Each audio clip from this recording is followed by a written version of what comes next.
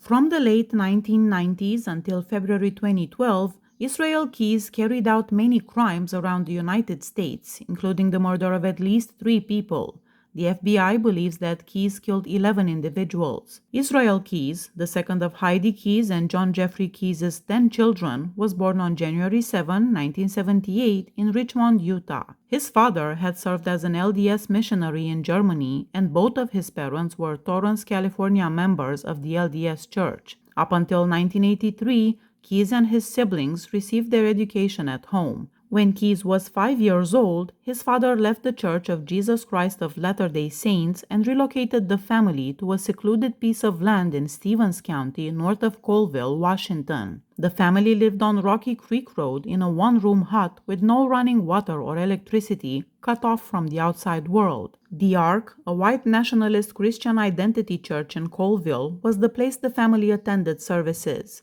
Keyes later compared the Ark to an Amish setting. The Keyes family made friends with Chevy Kehoe's family, who lived next door and was subsequently found guilty of a triple murder in 1996, during this time at the Ark. The Christian Israel Covenant Church, another church the family attended in Colville, taught British Israelism as theology, that miscegenation was evil and abnormal, and that the inferior races were to be dominated by Anglo-Saxons.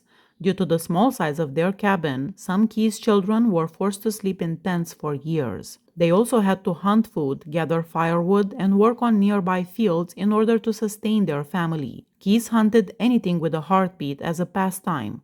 He openly confessed to his church peers that he had skinned a deer alive. Keyes was consequently shunned by other kids. One girl even recalled how Keyes' presence made her skin crawl. Keyes, who was 6 feet 2 inches tall by the age of 14, admitted to using his BB gun to shoot at neighbors' homes and to ignite fires in the woods when he was younger. Additionally, he broke into homes with another young person who, after seeing Keyes shoot an animal, started to avoid him. Keyes once took multiple firearms from his neighbor's house, and when his parents found the collection, they had him apologize. He would also sell individuals in the area stolen firearms. During this period, Keyes' parents housed friends. Keyes tied a cat to a tree with a parachute cord and shot it with a revolver in front of his sister, their son, and daughter.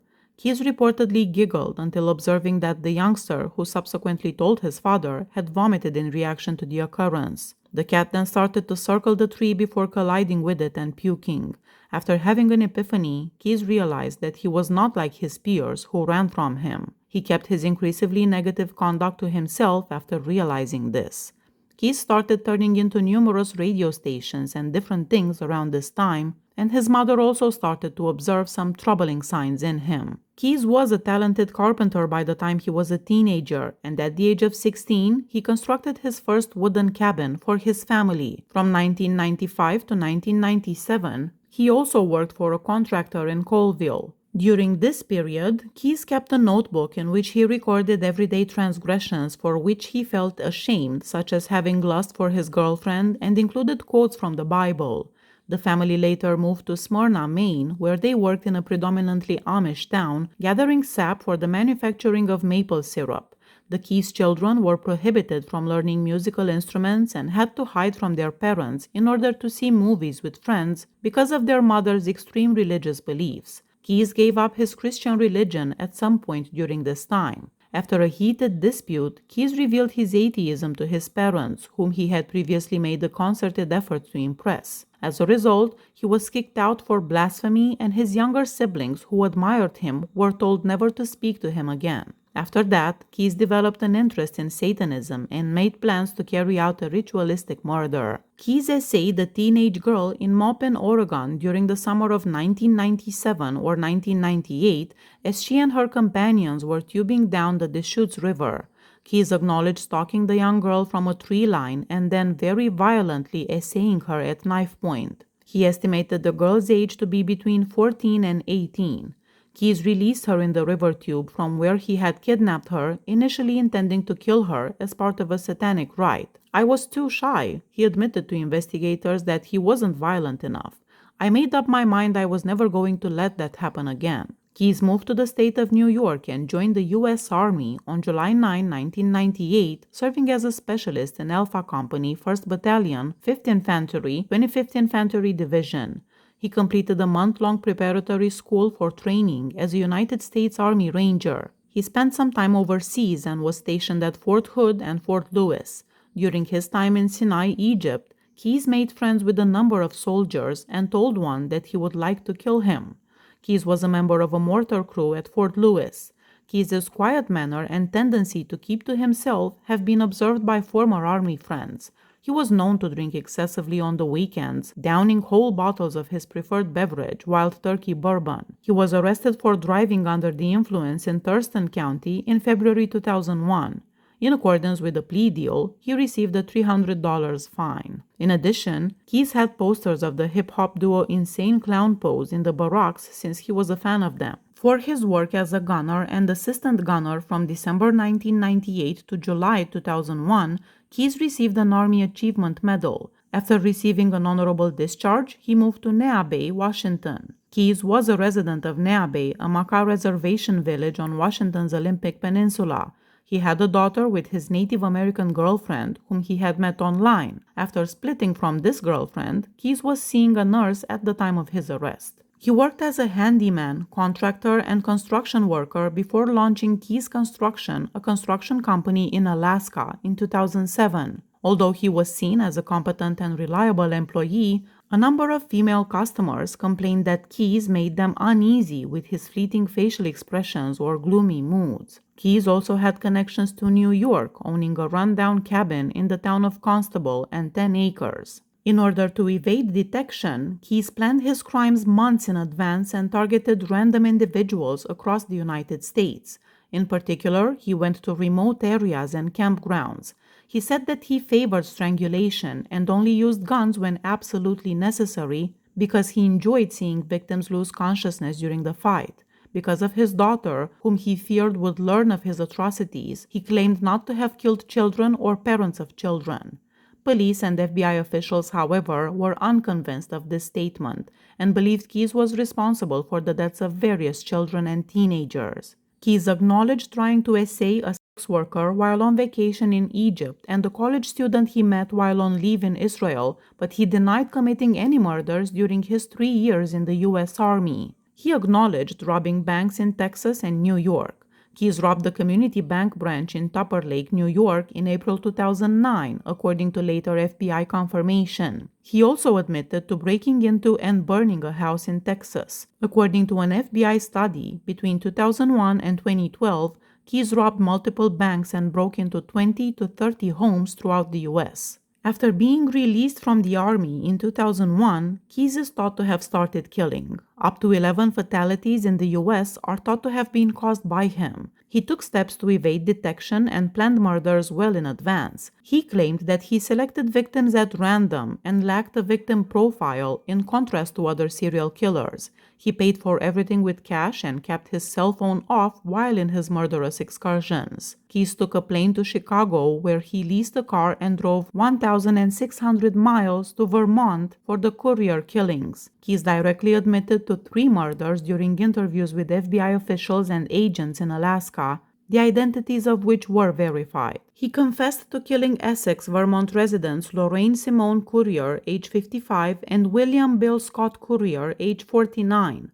On the evening of June 8, 2011, Keyes broke into the Courier residence, bound them, and then drove them to an abandoned farmhouse, where he shot Bill before essaying and strangling Lorraine. They never located their bodies. Keyes had hidden a murder kit close to the Courier residence 2 years earlier.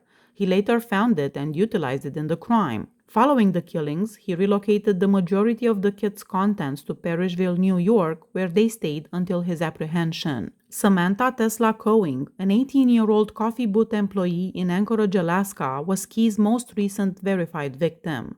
On February 1, 2012, Keyes abducted Coing from her place of employment, stole her debit card and other belongings, essayed her, and killed her the next day. After leaving her body in a shed in his backyard, he traveled to New Orleans and left with his family on a 2-week Gulf of Mexico vacation that he had planned in advance. Upon his return to Alaska, he took Coings's body out of the shed, put makeup on her face, and used fishing line to stitch her eyes open. He photographed her body next to a 4-day-old Anchorage Daily News article, pretending she was still alive. Keyes dissected the body and dumped it in the Matanuska Lake, north of Anchorage, after requesting $30,000 in ransom, part of which was transferred into Coings's bank account.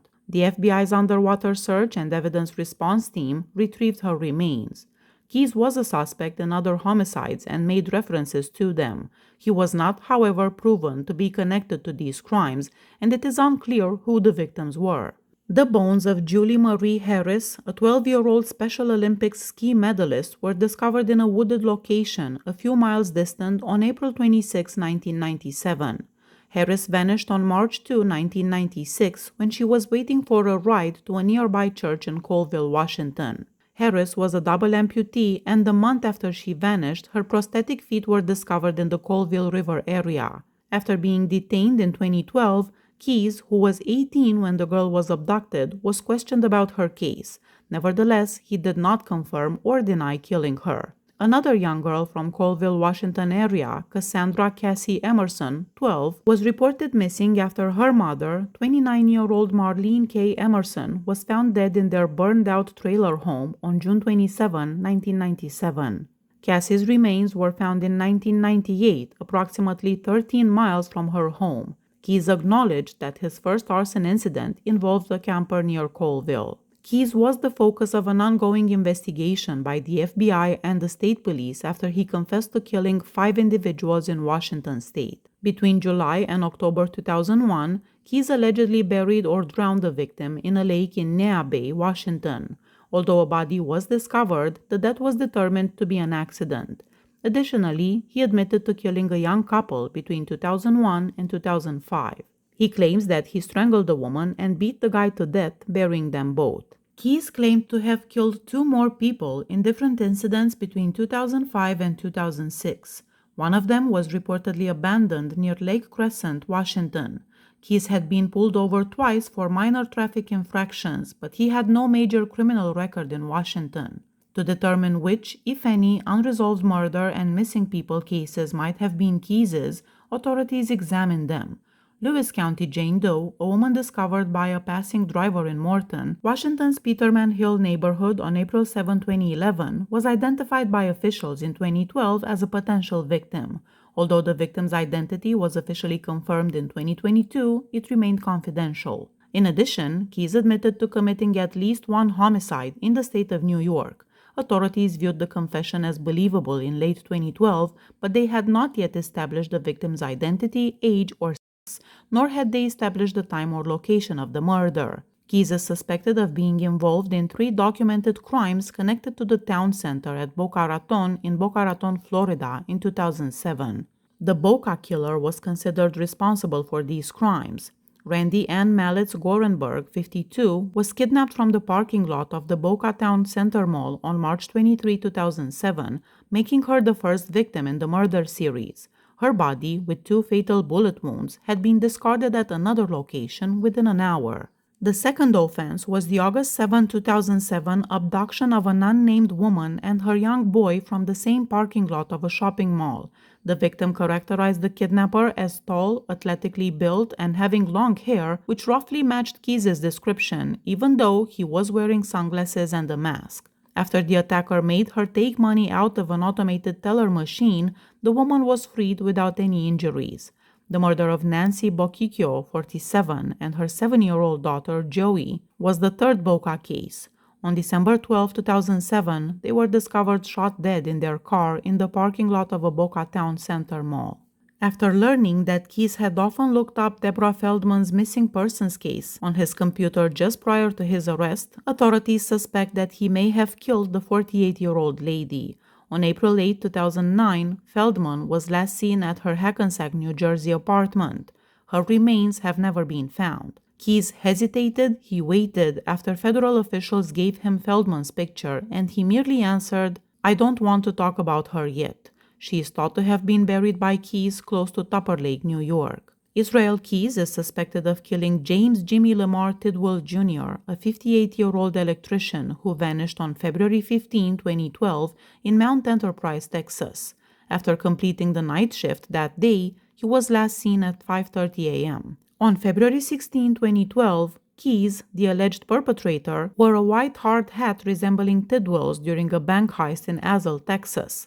Additionally, Tidwell's hair matched the dark-haired wig Keys had on during the heist. Keys admitted during questioning that his wig was actually human hair. In response to the question of where he got the hair, Keys stated, "You don't have to buy real hair to get real hair." Numerous books, both fiction and non-fiction, regarding killings were discovered during a search of Keys's home. He frequently reread Dean Koontz' 1995 thriller Intensity and felt a strong connection to the antagonist, a serial killer. When he was younger, he read FBI profiler John E. Douglas's Mindhunter inside the FBI's elite serial crime unit very carefully. Keys conducted a thorough investigation on other serial killers as well. He thought he was quite similar to Ted Bundy, whom he admired. Despite their differences in victim selection and style of operation, Keys and Bundy were both systematic and felt as though they owned their victims. After mimicking Bundy's court escape, Keys was apprehended by security right away. Although he purposefully avoided media attention for his murders out of dread for his family and fear of being called a copycat for his admiration of Bundy, he also studied and liked other serial murderers. Keys praised serial killers that haven't been caught, but referred to Dennis Rader as a wimp for expressing regret and apologizing in court for his crimes. When questioned about killer Robert Hansen during an interview, Keys responded that he knew all about him and basically every other serial killer that had books written about. Keys sought ransom money after Cohen was killed, and authorities were able to follow withdrawals from her account while he traveled around the southwestern United States. Surveillance footage of Cohen's kidnapping was controversially withheld by the police throughout that period. On the morning of March 13, 2012, Texas Highway Patrol Corporal Brian Henry and Texas Ranger Stephen Rayburn apprehended Keys in the Cotton Patch Cafe parking lot in Lufkin, Texas. A lookout bulletin for the suspect's vehicle, which was used to take money out of Cohen's account at ATMs, had been circulated by investigators. After Keys drove just about the speed limit, officers pulled him over and inspected his car after finding brightly inked banknotes that seemed to be a die pack from a bank heist. Additionally, Cohen's cell phone and ATM card were found in Keys's vehicle. After being extradited to Alaska, Keys first stated that he had obtained Cohen's phone and ATM card after someone had thrown them in his open car window. He was accused of using Cohen's bank accounts fraudulently. In the end, he admitted to killing Cohen. Rich Kortner, the federal public defender for Alaska, represented him. After Keys was charged, his trial was set to start in March 2013. Over the course of several months in prison, Keys had multiple conversations with federal and state investigators. He initially provided some cooperation, confessing to some of his crimes and expressing a desire to be put to death within a year. Keys said that he wished to stay out of the spotlight because of the potential harm to his family and small daughter, but he essentially stopped assisting once his identity was made public. During a routine hearing on Wednesday, May 23, 2012, Keys tried to break free by picking his cuffs with wood shavings from a pencil. He was subdued by U.S. Marshals with a taser. According to Maureen Callahan, alleged national security considerations prevented the release of a portion of Keys's FBI file.